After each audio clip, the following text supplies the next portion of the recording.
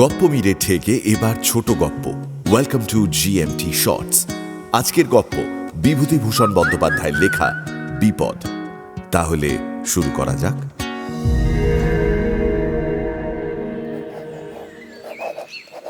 বাড়িতে বসে লিখছিলাম, এমন সময় কানে এলো বাইরে থেকে কে ডাকছে। জ্যাঠামশাই, জ্যাঠামশাই। সকাল সকাল লিখতে বসে বাধা পেয়ে বিরক্তই হলাম। ভিতর থেকে জিজ্ঞেস করলাম, কে? এই যে আমি, হাজু। হাজু? কে হাজু? বাইরে এসে দেখি একটি 16-17 বছরের মেয়ে ময়লা জামা কাপড় পরে একটি বাচ্চা ছেলেকে কোলে নিয়ে দাঁড়িয়ে আছে। চিনতে পারলাম না, গ্রামে অনেক দিন পরে এসেছি, কত লোককে চিনি না। পরিচয় জানতে চাইলাম। সে বলল, আমি রামচরণ বৈষ্ণবের মেয়ে। এবার চিনলাম। রামচরণের সঙ্গে ছোটবেলায় কড়ি খেলতাম। শুনেছি বছর 5-6 হলো সেই ইহলোক ত্যাগ করেছে। তবে তার যে এত বড় একটা মেয়ে আছে তা এখনই জানলাম। ও, তুমি রামচরণের মেয়ে, বিয়ে হয়েছে দেখছি। তা শ্বশুর বাড়ি কোথায়? আগে কালোপুর। বেশ বেশ, এটি খোকা বুঝি? বয়স কত হলো? এই 2 বছর জ্যাঠামশাই। বেশ, বেঁচে থাক। যাও, বাড়ির মধ্যে যাও। না জ্যাঠামশাই, আপনার কাছে এইছি, আপনি নখ রাখবেন? লোক? না, লোক তো আছে গয়লা বউ, আর লোকের তো দরকার নেই। কেন, কে থাকবে? আমি থাকতাম, মাইনে লাগবে না, আমাদের শুধু 2টো খেতে দেবেন। তুমি থাকবে?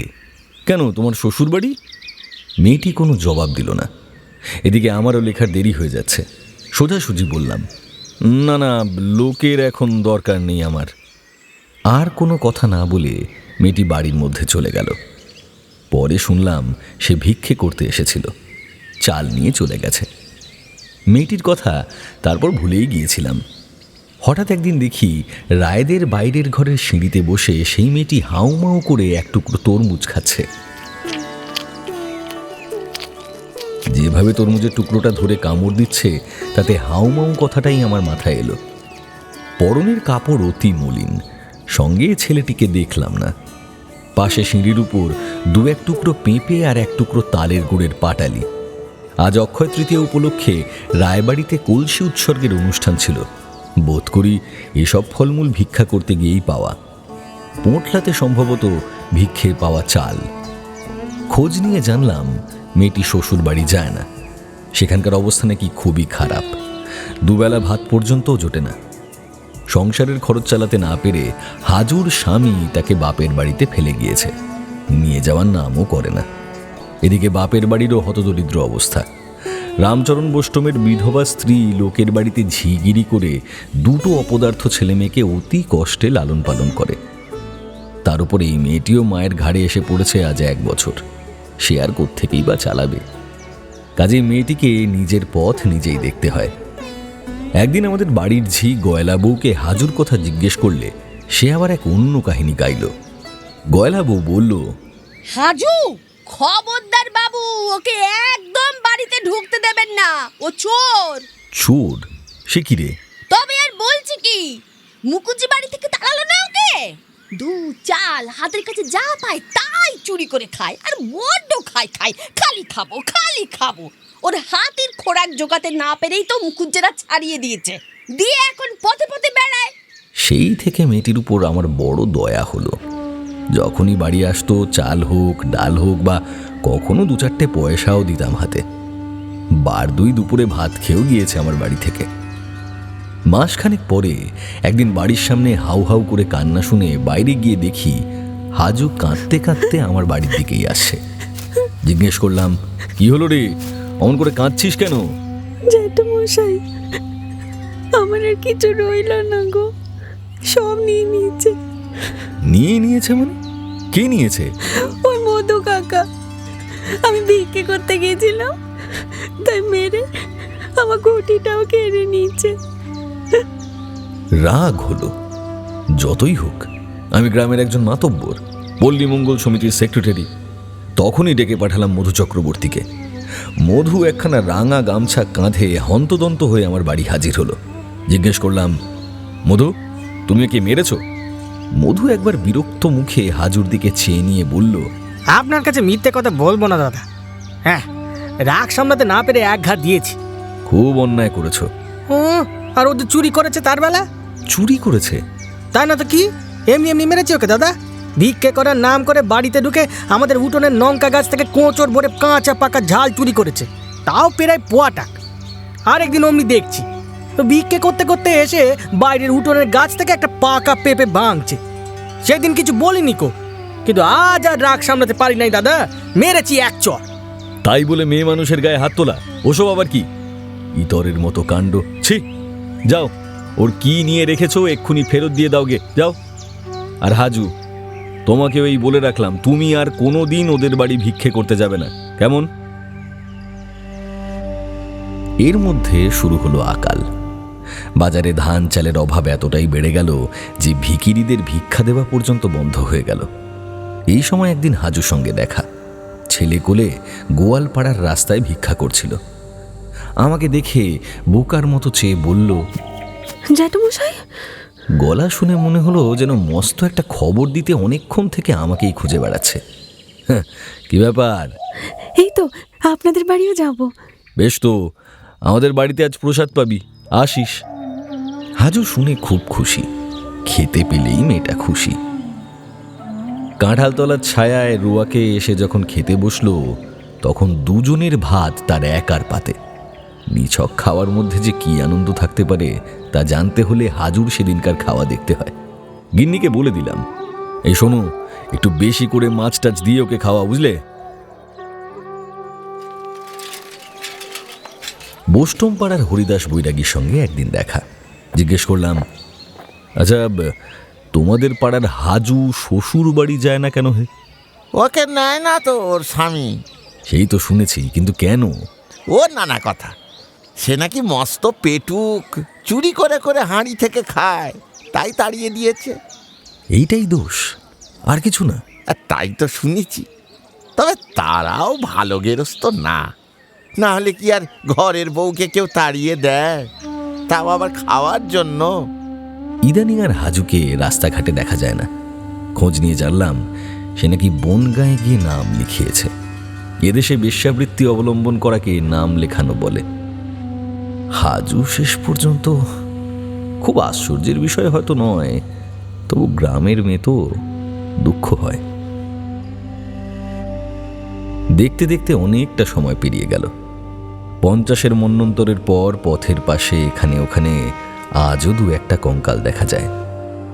ত্রিপুরা থেকে আসা বুভুক্ষু নিঃস্ব হতভাগ্যেরা পৃথিবীর বুকে চিহ্ন রেখে গিয়েছে। জেলায় মন্বন্তরের মূর্তি অত তীব্র ছিল না। যে দেশে ছিল সে দেশ থেকে নিঃস্ব নরনারীর দল এখানে এসেছিল, আর ফিরে যায়নি। তখন পৌষ মাস, খুব শীত পড়েছে। মহকুমা শহরে একটা পাঠাগারের বার্ষিক উৎসব উপলক্ষে গিয়েছি। ফেরার পথে একটা গলির মধ্যে দিয়ে বাজারে উঠব ভেবে কয়েক পা এগিয়েছি, এমন সময় কে যেন ডাক দিল। আরে জ্যাঠামশাই যে! আধো অন্ধকার গলিপথে ভালো করে চেয়ে দেখলাম একটা চালা ঘরের সামনে পথের ধারে একটি মেয়ে রঙিন কাপড় পরে দাঁড়িয়ে আছে। কাপড়ের রং অন্ধকারে মিশে গেলেও তার মুখের আবছায়া আদল আর হাত দুটি আমি দেখতে পেলাম। আমাকেই ডাক দিয়েছে কিনা ভাবছি, অমনি আবার ডাক এলো। ও জ্যাঠামশাই! কাছে গিয়ে বললাম, কে? এই যে আমি। তোমাকে তো ঠিক... বারে, চিনতে পারলেন না? আমি হাজু। নাম শুনেও আমার মনে পড়ল না কিছু। বললাম, কে হাজু? আপনাদের গাঁয়ের, ভুলে গেলেন? রামচরণ বৈরাগীর মেয়ে। আমি যে এখানে নটি হয়ে আছি। এমন গর্বের সুরে এসে শেষের কথাটি বলল যেন জীবনের পরম সার্থকতা লাভ করেছে, যেন এত বড় শহরে নটি হওয়া যার তার ভাগ্যে জোটে না। গ্রামের লোক দেখে বুঝুক তার কৃতিত্বের বহরখানা। আমি কিছু বলার আগেই সে বলল, একবারটি আমার ঘরে আসবেন না জ্যাঠামশাই? না, এখন তো যেতে পারবো না। সময় নেই, বাড়ি যেতে হবে, পরে কখনো না হয়। না না, তা শুনবো না। আপনাকে পায়ে ধুলো দিতেই হবে আমার ঘরে। কি ভেবে শেষমেশ ঢুকেই পড়লাম। নিচু রোয়াক, খড়ের ছাউনি। রোয়াক পেরোলে মাঝারি ধরনের একটি ঘর। ঘরে একখানা নিচু তক্তপোষের ওপর সাজানো গোছানো পরিষ্কার চাদর পাতা বিছানা। দেওয়ালে বিলিতি সিগারেটের বিজ্ঞাপনের ছবি 2-3খানা। রেডির তেলের প্রদীপের অল্প আলোয় ঝকঝক করছে জলচৌকির ওপর রাখা খানকতক পিতল কাঁসার বাসন। মেঝেতে একটা পুরনো মাদুর। বোস্টমের মেয়ে, তাই একখানা কেষ্ট ঠাকুরের ছবিও দেওয়ালে টাঙিয়ে রেখেছে দেখলাম। ঘরের এক কোণে ডুগি তবলা একজোড়া, একটা হুঁকো, আরও কি কি সব রয়েছে। এই দেখুন আমার ঘর। বাহ, বেশ ঘর তো। তা ভাড়া কত দিতে হয়? সে 7.5 টাকা। জ্যাঠামশাই দাঁড়ান, একটু জল দিই, পা ধুয়ে নিন। পা ধুয়ে আবার কি হবে? আমি এক্ষুনি চলে যাব তো। তাই বলে চলে? আপনি প্রথমবার এলেন, একটু জল খেয়ে যেতে হবে। না, এখন কিছু খাওয়ার সময় নেই। এরকম একটা জায়গায় জলযোগ করতে কারো ইচ্ছে হয়? পতিতার ঘরদোর, গা ঘিনঘিন করে উঠল। কিন্তু হাজুর এই অনুযোগ প্রত্যাখ্যানের সমস্ত চেষ্টা বিফল হলো। সে উঠে জলচৌকি থেকে একটা চায়ের পেয়ালা তুলে এনে সযত্নে সেটা আঁচল দিয়ে মুছতে মুছতে বলল, এইটা কিনেছি, আপনাকে চা করে খাওয়াবো, আমি পারি। বাহ, বেশ জিনিস তো। ড্রেসডেন চায়না নয়, অন্য কিছুও নয়, সামান্য একটা পেয়ালা। তবু হাজুর মনস্তুষ্টির জন্য প্রশংসা করতে হলো। তাতেও আবার উৎসাহ পেয়ে আমাকে ঘরের এই জিনিস ও জিনিস দেখাতে আরম্ভ করলো। একখানা আয়না, একটা টুকনি ঘটি, একটা সুন্দর কৌটো ইত্যাদি হরেক রকমের সব জিনিস। এটা কেমন, ওটা কেমন, তার চোখে মুখে খুশি আনন্দ দেখে অতি সাধারণ জিনিসেরও প্রশংসা না করে পারলাম না। একটু আগে অবধি ভাবছিলাম একে পথে আসার জন্য তিরস্কার করি এবং কিছু সদুপদেশ দিয়ে জ্যাঠামশায়ের কর্তব্য শেষ করি। কিন্তু হাজুর খুশি দেখে ওসব আমার মুখে এলো না। যে কখনো ভোগ করেনি তাকে ত্যাগ করতে বলা বুদ্ধিমত্তার পরিচায়ক তো নয়ই, বরং নিষ্ঠুর কাজ। কাল সে ছিল ভিখারিনী, আজ তার এই পথে এসে অন্ন বস্ত্রের সমস্যা ঘুচেছে। কাল যে ভিক্ষে করতে গিয়ে পরের বাড়িতে মার খেয়ে কেঁদেছিল, আজ সে নিজের ঘরে বসে গ্রামের লোককে এনে চা খাওয়াচ্ছে, তাও কিনা নিজের রোজগারের পয়সায় কেনা পেয়ালায়। তার চোখে এই যে নিজের জীবনের পরম সাফল্য, সেটাকে ছোট করে তুচ্ছ প্রমাণ করার ভাষা আমার মুখে জোগালো না।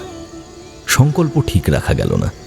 হাজু সাগ্রহে একখানা কাঁসার মাজা রেকাবিতে সাজিয়ে চা, সন্দেশ আর কয়েক টুকরো পেঁপে নিয়ে এলো। সত্যি আমার গা ঘিন ঘিন করছিল। এমন জায়গায় এমন বাড়িতে বসে কখনো খেতে হবে ভাবিনি। কিন্তু হাজুর আগ্রহ ভরা সরল মুখের দিকে চেয়ে পাত্রে কিছু অবশিষ্ট রাখলাম না। খুব খুশি হলো হাজু। ও বলল, কেমন চা করেছি বলুন জ্যাঠামশাই? চা মোটেই ভালো হয়নি, না আছে গন্ধ, না আছে স্বাদ। তবু বললাম, ভালোই তো। তা তুই খাস না? 2 বেলা চা না খেলে সকালে কোনো কাজই করতে পারিনি। মনে মনে হাসলাম। সেই হাজু। ছবিটা যেন চোখের সামনে আবার ফুটে উঠল। রায়বাড়ির বাইরে সিঁড়ির কাছে বসে খোলা শুদ্ধ তরমুজের টুকরো হাউমাউ করে চিবাচ্ছে মেয়েটা। আজ সেই হাজু নাকি চা না খেলে কোনো কাজে হাত দিতে পারে না। ওঠার প্রসঙ্গ তুলতেই হাজু প্রথমে গ্রামের এ কেমন আছে সে কেমন আছে জিজ্ঞেস করতে শুরু করলো। তারপর একটু ইতস্তত করে বলল, একটা কথা জ্যাঠামশাই, মাকে 5টা টাকা দেব, আপনি নিয়ে যাবেন? দেখবেন একটু পাড়ার লোকে যেন জানতে না পারে। মার বড় কষ্ট, আমি মাসে মাসে যা পারি মাকে দিয়ে পাঠাই। এই তো গত মাসেই একখানা কাপড় পাঠালাম। কার হাতে দিয়েছিলি? বিনোদ গোয়ালাই ছিল, ওর হাতে নুকিয়ে পাঠালাম। ও, তোর ছেলেকে দেখছি না, সে কোথায়? সে মার কাছেই আছে, ভাবছি এখানে নিয়ে আসবো। সেখানে তো খেতে পড়তে পায় না, এখানে খাওয়ার ভাবনা নিয়ে জ্যাঠামশাই। এই সিঙেরা বলুন, কচুরি বলুন, নিমকি বলুন, সব পাওয়া যায়। ওই বটতলার খোট্টা দোকানদার এমন আলুর দম করে না, এই এত বড় বড় এক একটা আলু, আর কত রকমের মশলা। জ্যাঠামশাই, আপনি আর একটু বসবেন, আমি চট করে গিয়ে নিয়ে আসি। হাজুর সরলতা দেখে সত্যি হাসি পায়, রাগ হয় না। বললাম, না, এবার আমাকে যেতে হবে, আর ওই টাকাটা আমি নিয়ে যেতে পারবো না। তুমি মানি অর্ডার করে পাঠালেই তো পারো, অন্য লোকের কোনো ভরসা আছে দেবে কি দেবে না? বিনোদ যে তোমার মাকে টাকা দিয়েছে তা কি তুমি জানো? বুঝলাম হাজুর মনে সন্দেহ এতদিন জাগেনি। প্রতি মাসে সে ওর হাতে তার মায়ের জন্য টাকা পাঠিয়ে দেয়, কিন্তু সেই টাকা যে মা পায় কি পায় না সেই খবর ওর জানা নেই। এ পর্যন্ত কত টাকা দিয়েছো? তাও 20-25 টাকার বেশি। আমি কি আর হিসেব জানি জ্যাঠামশাই? আর কার হাতে পাঠিয়েছিলে? হাজু সলজ্জ মুখে চুপ করে রইল। বুঝলাম আমাদের গ্রামের বেশ কিছু লোকজনের এর কাছে যাতায়াত রয়েছে। বললাম, আচ্ছা দে তোর টাকা, আমি পৌঁছে দেবো। হাজু নিশ্চিন্ত হলো, আমার হাতে 5 টাকা দিয়ে বলল, আবার আসবেন, বিদেশে থাকি তো, মাঝে মাঝে একটু দেখে শুনে যাবেন। গ্রামে ফিরেই হাজুর মায়ের সঙ্গে দেখা করে টাকা 5টা তার হাতে দিয়ে জিজ্ঞাসা করলাম, আর কেউ তোমাকে কোনো টাকা দিয়েছিল? কই না তো, কে আবার টাকা দেবে? চাইলে বিনোদ ঘোষের নাম করতে পারতাম, কিন্তু তাহলে কথাটা গোটা গ্রামে জানাজানি হয়ে যাবে।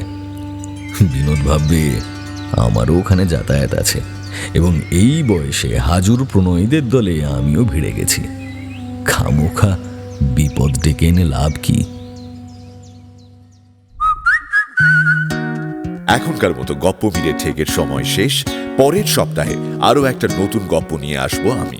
Till then, like, share and subscribe to my channel and don't forget to click on the bell icon for notifications. নিজে তো শুনছেনই, সঙ্গে বন্ধুদেরও জানান। প্রত্যেক শনিবার রাত 9টায় আমি মীর নিয়ে আসি গপ্প মিলে ঠেক, আপনার গপ্পের প্লেলিস্ট।